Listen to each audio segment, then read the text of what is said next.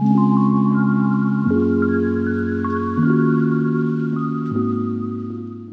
my name is Д.Карузо, and I want to speak to you today about the role of fathers in the development of emotional intelligence skills in their children. You can see my credentials here. I've been married for almost 40 years. My wife is a child psychologist. We have 3 adult children. 2 of them are married, so I'm a father-in-law of 2, and a grandfather of 3 children, and soon, the end of March, I will have 4 grandchildren. So very excited about all that. Now, I have other credentials as well. I work at Yale College in the dean's office. At the Yale Center for Emotional Intelligence, I have a research affiliation, and I run the Emotional Intelligence Skills Group. You can see some of the other things that I've done as well. Well, I want to tell you some stories first to start out with, and the first part of the story begins more than 35 years ago when my wife Nancy and I had our first child. Just before our daughter was born, I got a job working in Manhattan, in Midtown, and I would take the train every morning from Connecticut, about an hour, into New York City to Grand Central Station. And it was a great job. It was for a market research company. I enjoyed it a lot. But I get home later in the evening, and as a result of my training, actually, I was the one to make the dinner for our family. I would bathe our daughter, read to her, and spend time with her. She wouldn't go to sleep till about 10 or 11 o'clock at night. But that kind of got old, and after a year or so, I found another job closer to home, where I could leave later, come home earlier. I could even come home for lunch to spend time with my family. Because the family was growing. We had 3 children altogether over the years. And it wasn't that I was just a father in name. I was very actively involved. I shaped my career to focus on my role as husband and father. And it was fabulous. It's the greatest job in the world. But some years after that, I was working for another company, and the job went away. And I had a choice. I could try to find another corporate job or go out on my own. And I decided to go out on my own, to work for myself, to give me flexibility, to spend more time as a father, to cook for them, to take them to school, to pick them up, while my wife, Nancy, could focus on her child psychology practice. We did some great things. Even as a professional, I took our 2 younger children to Japan on a business trip. I coached, you can see back here, I coached 14 Little League baseball teams over the years. Not that I'm an athlete, and not that I know much about baseball, but I knew about children and how to motivate them and how to appreciate them. I struggled when our children became older as a father. Like, why do teenagers and then young adults need a father at all? And that was a hard time for me. Took a while to understand that I was still their father, and how could I participate in their lives and show them my support and my interest and my love for them.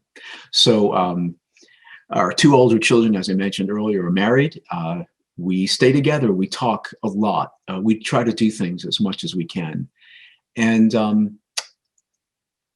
I can talk to them about work and relationships. And in the last few years, I can talk to my children who are now parents. So as I mentioned, Nancy and I are grandparents of 3 children, soon 4. And we're pretty active. And we're very hands-on. I love my children and I love my grandchildren. It's a very different role as a grandfather, I will tell you that. But we're still pretty active, as you can see here. Don't get to see them as often as I wish, which is a big problem. But it's a wonderful role. You know, one of the things, though, is interesting that when we first became grandparents, people said, oh, you know, it's the greatest thing in the world to be a grandparent. And I don't agree with that. For me, the greatest role or job in the world is to be a parent. And I think in part that's due to the fact of the career choices I made, to spend time with them, to be really involved on a daily basis. As a grandparent, I'm not making up for lost time, if you will, but it's wonderful. I enjoy it a lot. But what do you do? So how do you help children, and in this case, grandchildren, develop critical skills, to develop their emotional intelligence skills? It takes time. It takes modeling, positive modeling. And when you mess up, to say it, to be active in their lives. We are big readers. And so you can see some of these pictures we're reading, and very active and very involved. And play, active play, and imagination. It also helps to be willing to be a little silly at times. So to really engage in creative and imaginative play. Now, I debated whether to show these pictures to you, but why not? I'm very proud of my ability to play as if I were a 2-year-old or a 4-year-old. Again, it's one of the many skills I think I have to bring to the role of being a father and being a grandfather. But that may not be you. You may not be willing to do these things. So what can you do to help you develop your child in general and your children's emotional intelligence skills? So many of you might be thinking, okay, like, how do you become a good father? And for me, I did not have a positive role model. I have 3 brothers. I'm sort of in the middle there. My father, you can see him here, joined the United States Marines. He was a soldier. And he acted like it. You know, not a warm and loving, supportive person. That was his generation. You know, he tried, he did his best. But that's not how I learned all this. In fact, I probably learned just the opposite. Boys don't cry. We're tough. We don't talk about how we feel. Attention to our emotions, it just wasn't there. And this is very typical. So where did I learn this from? If not from my family, not from my brothers. To this day, my brothers and I are very competitive. We like to fight. We fight for everything. And so it's not from them either. So where did this come from?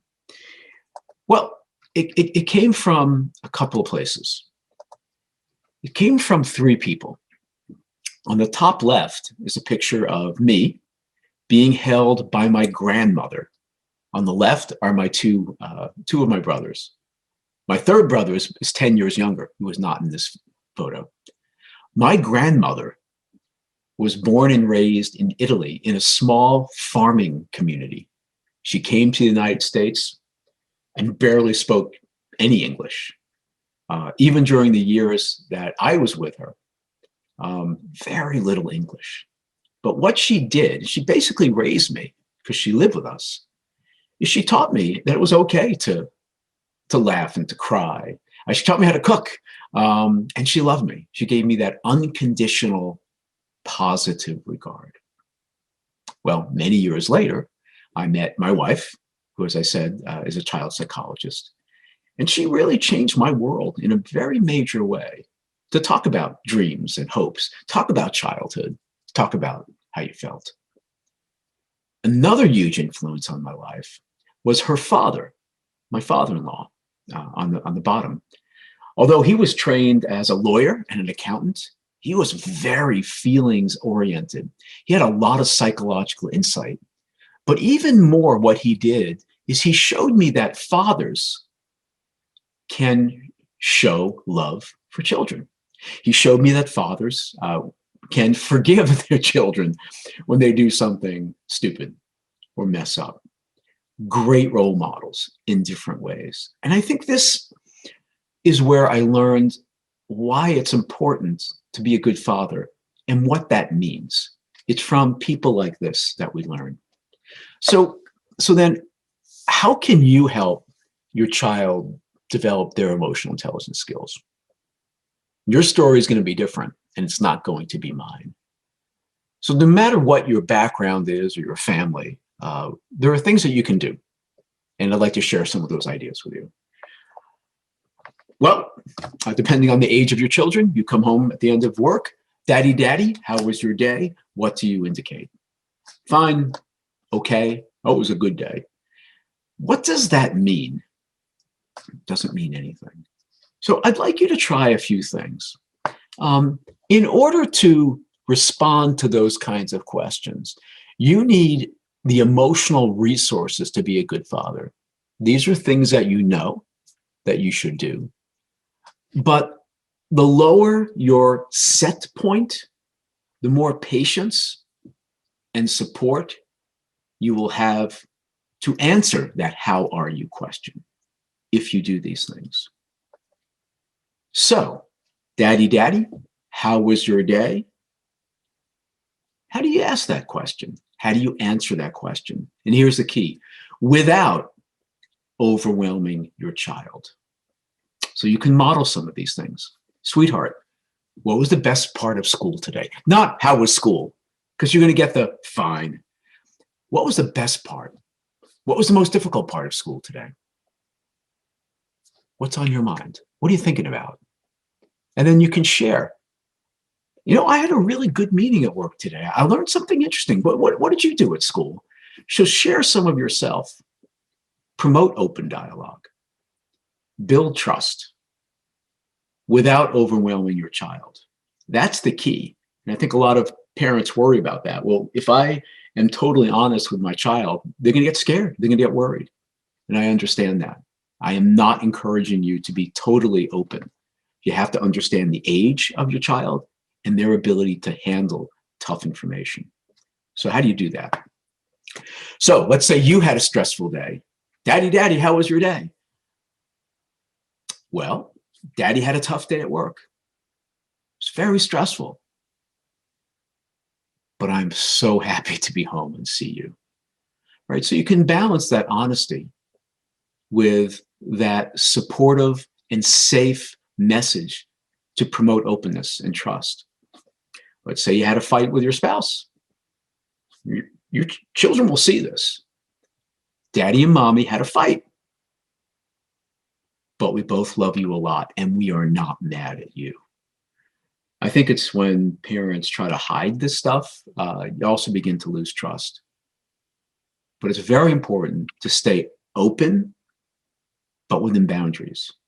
You need to give your child information that they can manage and process. Otherwise, it's not fair. It's not fair to them. Use emotion words. Don't just say you're fine. Just say, well, I'm sort of calm right now. Or, oh, it's Friday night and we're going to have some fun tomorrow. I'm very excited and delighted about going to the park tomorrow. Now, you do want to be careful with the extremes of these words. You may not want to say that you're frightened. You might want to say, you know, but I'm a little worried actually about some things, sweetheart. I am worried. And again, note of reassurance, but I'm happy to see you. I love you and I'm glad I'm here with you. So be careful. You want to both use emotion words, but you want to match them to the developmental level of your child and make sure they feel safe. Read to your child. You saw some of those pictures. Pick books that send really good messages. One of the things that my wife and I agree on about books is that some books for children aren't really great. And so there are many books that we will read and we change the words. So they're more supportive, so they're more, well, emotionally intelligent. We're still struck by, you know, not just books from decades ago, but books that are written today. They're not all great. They're not all helpful in developing these skills. So when you're reading, and this can be almost anything, you want to relate the book to your child's life. You might see it. This is about the hungry bunny. How did the bunny feel? How does the bunny feel? Why do you think bunny felt sad? Here's another great question. How would you feel if you were the bunny? Now, again, depending on the age of the child, they might say sad or worried, but you can also ask.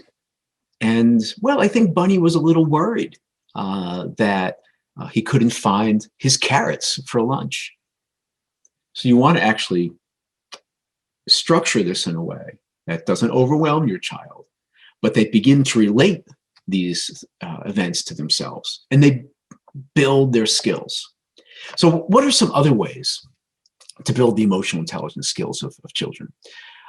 Share. You can share an experience when you were that age. You know, when I remember my first day of school, and I was kind of disappointed. And then you would say, why? Again, to always be careful not to overwhelm your child.